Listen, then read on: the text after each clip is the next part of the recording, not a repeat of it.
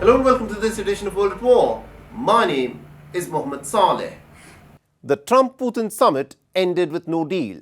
But what is clear is that Russia has shown that it has the stronger hand in this war. Donald Trump, who had berated Volodymyr Zelensky at the White House, rolled out the red carpet for the Russian president in Alaska.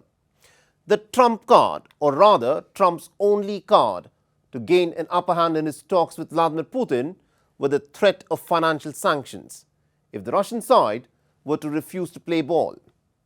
But sanctions have clear limitations. To expect that the Russians would agree to end the war because of Donald Trump's threat of sanctions at a time when the Ukrainians, who have fought this war with American weapons, have failed in stopping the Russian war machine, was an exercise of naivete. Even at the time when the talks continued in Alaska, the Russians announced that they had captured 7 more settlements in Donetsk. Ukraine is fighting a losing war. Under Donald Trump, the United States has dramatically reduced the amount of military aid that is being sent to Ukraine. Europe is trying its best to step up the military assistance that it can provide. But the fact is, Ukraine appears to be running low on the number of fighting men it can bring to the battlefield. The average age of a Ukrainian soldier at this moment on the front lines is reported to be 42. Time is of the essence. And though Volodymyr Zelensky has repeatedly said that he will not cede any Ukrainian territory to Russia to buy peace, a position backed by the Europeans as well, what is difficult at this moment to predict is how long can Ukraine defend itself with the faltering American support. Our next report gets you more.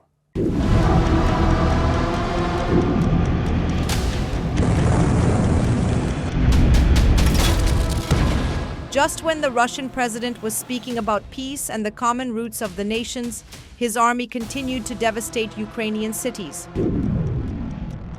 Overnight, Russia launched a massive attack on Ukraine, firing an Iskander-M ballistic missile and 85 shade attack drones and decoy drones. According to the Ukrainian Air Force, the attacks were carried out from Russia's Kursk, Oryol and Rostov regions. The frontline areas of Sumy, Donetsk, Chernihiv and Dnipropetrovsk regions came under fire. Ukrainian units of electronic warfare, mobile fire groups and air defense forces destroyed and suppressed 61 enemy drones. At the same time, a missile and another 24 drones struck 12 targets. The Russian Defense Ministry announced that it has managed to capture 7 more Ukrainian settlements in the Donetsk region. Russia also claims to have attacked Ukrainian military targets, including Ukrainian defense industry enterprises, production and storage facilities for long-range military drones, and training centers. Even under heavy military pressure, Ukraine has managed to carry out some impressive strikes inside the Russian territory. Eyewitness footage captured the moment a Ukrainian drone hit a residential building in the southern Russian city of Rostov-on-Don on the 14th of August. 13 people were wounded, 2 of them seriously, when the drone struck the apartment building. Another Ukrainian drone attack hit a car, injuring 3 people in the Russian city of Belgorod. CCTV captured the moment of the blast, showing debris scattered across the road and a vehicle on fire.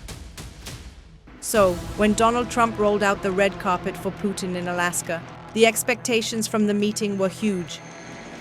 Although no official announcement was made about the American proposal. Dr. Sergei Markov, a former advisor to the Russian President Vladimir Putin, laid out the details of the exchange of territory that would make the Russians agree for a ceasefire. Donald Trump suggested that Ukraine should give to Russia something about 7,000 square kilometers from, in fact, Russian Donbas region to Russia, and Russia should give 1,500 square kilometers which Russian army took from Ukrainian regions, Sumy, Kharkov, Nikolaev, and Dnipropetrovsk region. And this territorial exchange will make ceasefire more stable. That it's what Russia agree, and which is now Donald Trump making pressure on Zelensky. While the Russians are hoping that Ukraine will concede control of Donetsk and Zaporizhzhia in exchange for a ceasefire. The one thing that Volodymyr Zelensky has consistently insisted on is that Ukraine will not cede territory in exchange for peace. Ми отримуємо також доповіді з регіонів України. We are getting reports from the regions in Ukraine following the Russian strikes. Sumy, Russian strike on the central market. Dnipro region, strikes on the cities and enterprises. Zaporizhzhia, Kherson region, Donetsk region, deliberate Russian strikes. The war continues. It continues precisely because there is no order, nor any indication that Moscow is preparing to end this war. On the day of the negotiations, they also kill people. And that says a lot. Зустріч лідерів потрібна. Meeting of the leaders is needed. At least Ukraine, United States, and Russian side. Only such format can bring effective solutions. Security guarantees are needed. Long-lasting peace is very much needed. Everyone knows key objectives. On the front lines, the Ukrainian soldiers do not believe the Trump-Putin summit has changed anything on the ground. The fighting, if anything, has intensified.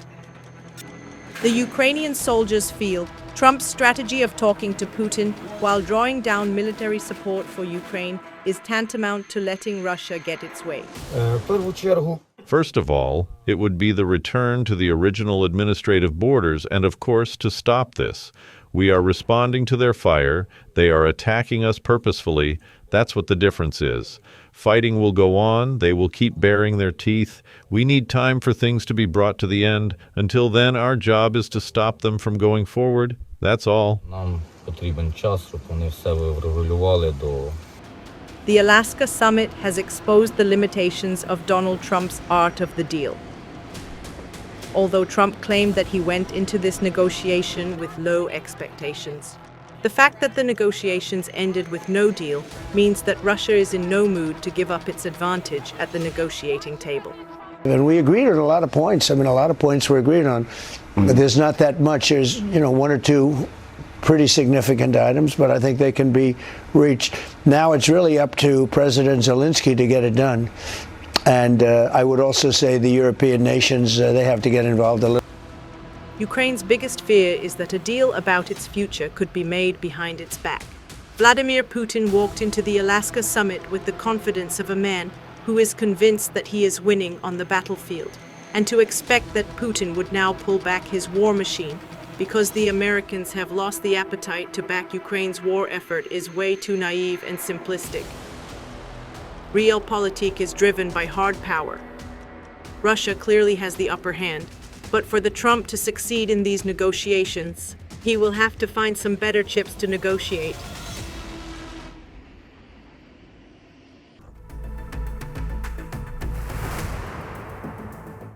Israel is reportedly in discussions with South Sudan about the possibility of resettling the Palestinians from the Gaza Strip to the war-torn East African nation.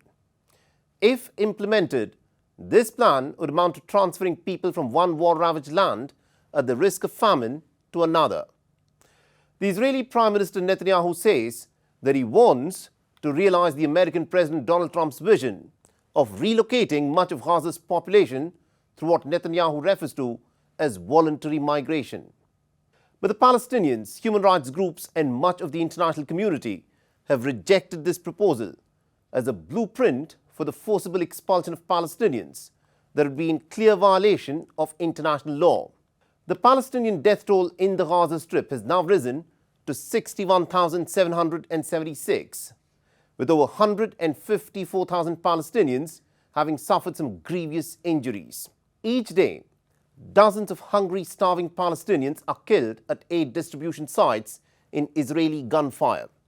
And even journalists, who should be protected as per international law, even in conflict zones, have been repeatedly targeted by Israel. Our next report gets you more details.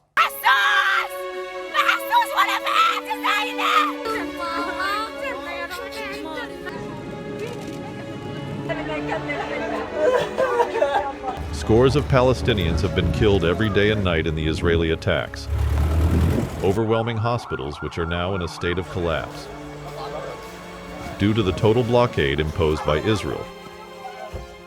Electricity, clean water, and fuel have all run out, and there are no medical supplies or life-saving treatments. The escalating death toll and the expanded occupation by Israeli forces in the Gaza Strip has led to a shortage of even burial spaces. Cemeteries have become overwhelmed by the rising number of casualties, leaving Palestinian families in the embattled enclave with difficult choices to make.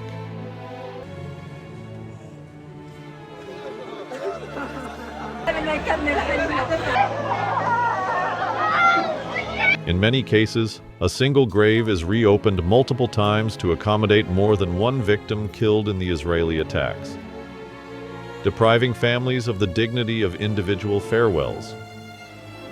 The tragedy deepens as cemeteries themselves come under attack, making them unsafe and often inaccessible. Even reporting on what is happening in the Gaza Strip has become a task fraught with danger. Nearly 270 Palestinian journalists and media workers have been killed by Israel since the war began, but journalists in Gaza have vowed to continue reporting from the embattled enclave.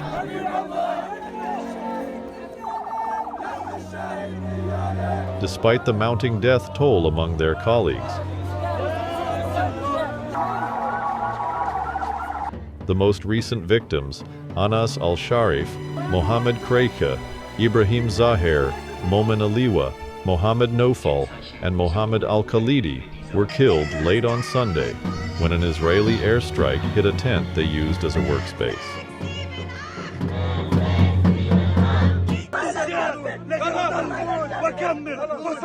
The Israelis killed him. They killed him because he was filming. Even if the Israelis kill me, I will continue filming, and I will follow the path he taught me. He is the one who raised me. He is my father. I used to call him father.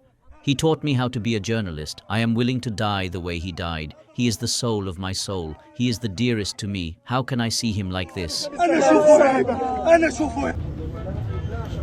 Donald Trump has now said that he would like to see journalists gain access to Gaza to see the humanitarian efforts.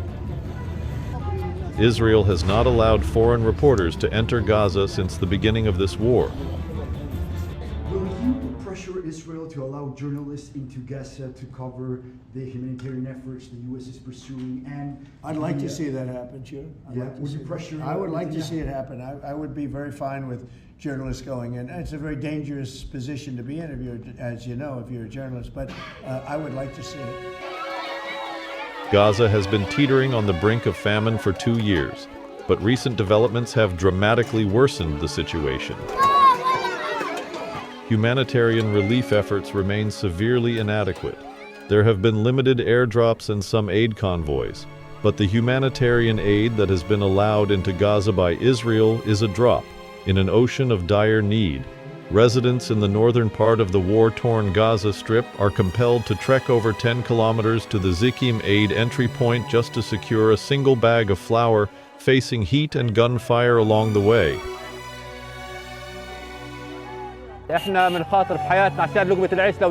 We risk our lives just to get food for our children. We have been trekking here for 6 days straight just to obtain a bag of flour because we're out at home. The Israeli army opened fire on us, resulting in dozens dead and wounded. I walked nearly 12 kilometers from the Sheikh Radwan area to Zikim, exhausted and under fire. Now I'm heading home, and I believe the children will be very happy to see that I finally got this bag of flour. After France, United Kingdom and Canada, now even Australia has said that it will recognize Palestinian statehood in September. Australian Prime Minister Anthony Albanese said that his Israeli counterpart Benjamin Netanyahu is in denial about the humanitarian situation in Gaza. The violence has gone on since 2023, since October 7, and the Netanyahu government strategy is just to keep going, just to keep doing more of the same, to occupy Gaza City. It's already occupying vast parts of Gaza. It's supporting an increase in settlements on the West Bank. It is engaging in settler violence supported by Israeli authorities on the West Bank. We're seeing more of the same. What we need to do is to do something different. The international community are saying that we want peace and security for both Israelis and Palestinians. Each passing day for the Palestinians is a desperate struggle for survival. If the Israeli bombs don't kill them, then Israeli-imposed starvation most certainly would, and despite the hectic diplomatic activity. The possibility of a ceasefire for the Palestinians in Gaza does not even appear on the horizon.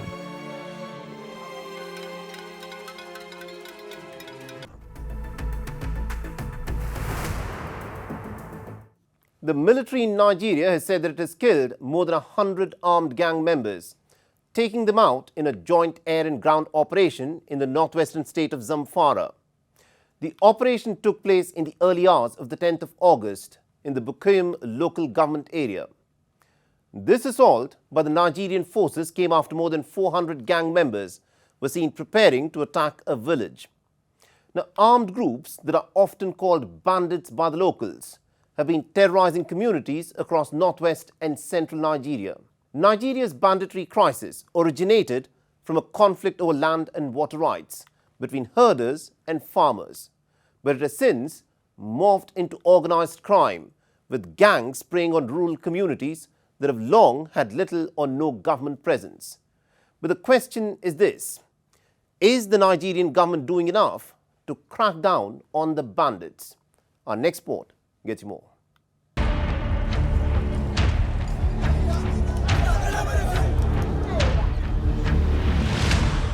The military raid by the Nigerian forces was launched in the restive northwestern state of Zamfara. In the wee hours of the morning on the 10th of August, in the Bukuyum local government area, where the Nigerian fighter jets, in coordination with the ground troops, pounded a gathering of more than 400 gang members in their Makakari forest camp, Bukuyum's Adabka village on the 8th of August was the scene of a bandit attack that saw residents kidnapped and 13 security personnel killed, and according to the Nigerian forces, bandits had been planning an attack on a farming village when air and ground troops ambushed the bandit camp, apart from extorting protection money from the farmers and local miners. The bandits are also known for kidnapping people and holding them hostage for months, often demanding huge ransoms for their release. The groups are often motivated by money, but they have lately been increasingly cooperating with jihadist groups in the area. The Nigerian government has repeatedly launched military operations against such groups, including an operation in July, in which at least 95 bandits were killed in the northwestern state of Niger. Military operations have nevertheless yet to succeed at quelling the violence, which has also exacerbated Nigeria's malnutrition crisis, especially in the northwest, as bandits continue to drive farmers away from their properties. Rival communities in the region have been embroiled in years of violent conflict over land, with armed gangs and vigilante groups carrying out reprisal killings and ransom kidnappings. Nigerian authorities have repeatedly conducted military operations and local reconciliation talks in a bid to end the ongoing conflict, but so far the authorities have not been successful. The operation, led by Operation Fansan Yama, began with precision airstrikes by Nigerian Air Force jets targeting bandit strongholds identified by reconnaissance drones. Ground troops then moved in, destroying dozens of motorcycles and dismantling hideouts. Report revealed over 400 fighters, led by notorious kingpins, were planning a retaliatory attack on Nasarawan Bukulu, a nearby farming community, when they walked into a well-laid trap, with many killed before they could respond. Analysts believe these operations showcase growing air-ground coordination, delivering hope to communities plagued by violence, but not ruling out calls for greater caution in avoiding civilian casualties as recorded in past military airstrikes. From Lagos, Nigeria, Louisa Olani, WION, World is One.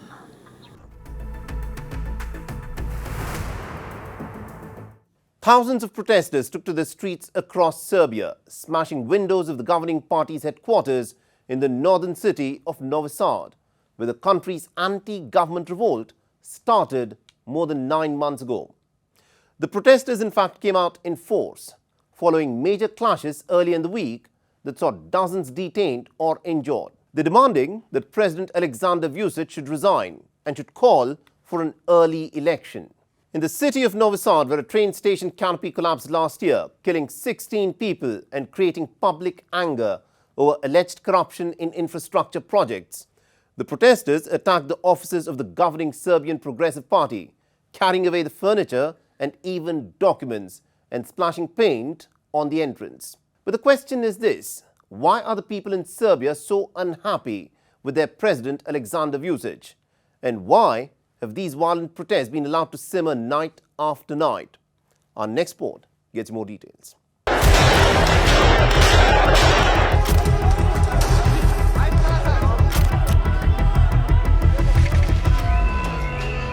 In the northern Serbian city of Novi Sad, anti-government protesters demolished the offices of the ruling Serbian Progressive Party and clashed with the police and the ruling party's supporters.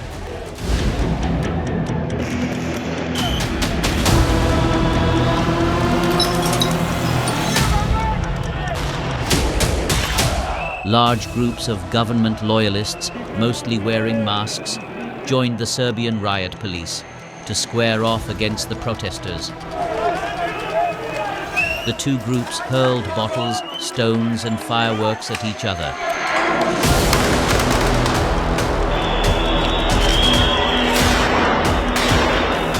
The police arrested nearly 50 people across the country, and about 30 riot police personnel were injured. The increasingly violent protests was reported in parts of Belgrade as well. Frustrated with government inaction, the student protesters have demanded for a thorough investigation into the Novi Sad tragedy and have piled pressure on the Serbian President Alexander Vučić to call for early elections. I simply think now is the moment where we should all get out and show that we aren't frightened, and that their attempts to use violence to stop the people's and the students' protests will not work. Incidents marked a sharp escalation, following more than 9 months of persistent protests that have rattled the ruling party. Alexander Vučić has been accused of increasingly resorting to autocratic means to rule Serbia, besides stifling dissent and democratic freedoms and allowing organized crime and corruption to flourish. Alexander Vučić has denied these accusations. Interior Minister Dačić has accused the protesters of attacking the governing party loyalists. So we have 27 police officers injured, 5 damaged police vehicles, 22 pieces of police equipment damaged. As we said last night, dozens more are, well, we're still waiting for a full report, but I'm sure there will be 70 to 80 citizens that were injured by protesters. We're calling upon everyone to stop with horrific attacks because those injured are mostly citizens. Citizens are being injured by protesters. In most of the cases, it is more injured citizens than police officers. Protesters have been attacking police, citizens, for no reason. It's not a secret, we can see that. They attacked first. Police has done nothing to provoke any kind of conflict.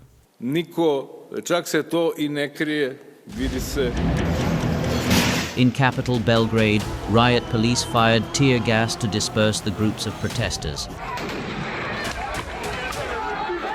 Serbia's president, other government officials and pro-government media have repeatedly described the student protesters as terrorists.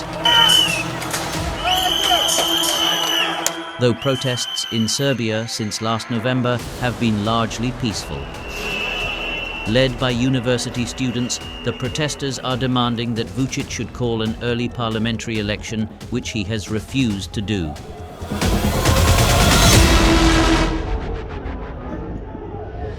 Protesting students have also called for the ouster of Dačić, the interior minister, over recent violence at demonstrations. Now more than ever, we need to listen to each other, to understand each other. They have done horrible things in Novi Sad today. They are still doing it. But when you show will to seek peace and discipline, you always win. And Serbia will win.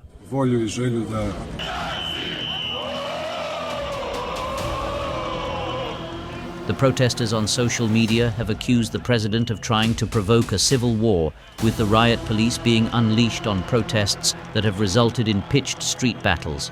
Despite this, the protests over the last several months have drawn hundreds of thousands of people. The protesting students have also alleged that the police is guarding the regime loyalists, who have been given a free hand to throw rocks and spark clashes, while the protesters have been met with flashbangs and stun grenades.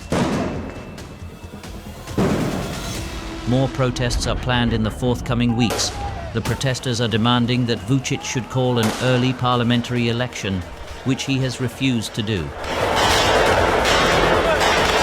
Serbia is formally seeking European Union membership, but Vučić has maintained strong ties with Russia and China, and unless Alexander Vučić can urgently address the legitimate demands of the student protesters. These pitched street battles between university students and the Serbian riot police will continue in the days to come.